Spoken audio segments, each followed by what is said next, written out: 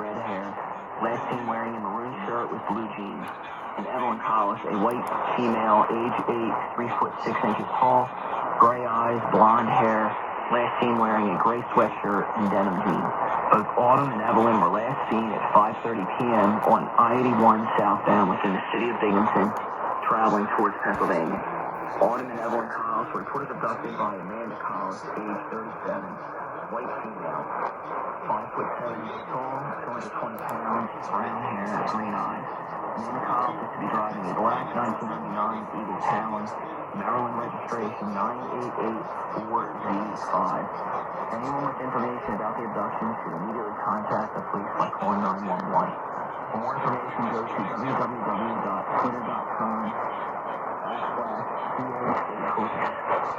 This has been an Amber Child Abduction Alert from the Binghamton City Police Department, New York.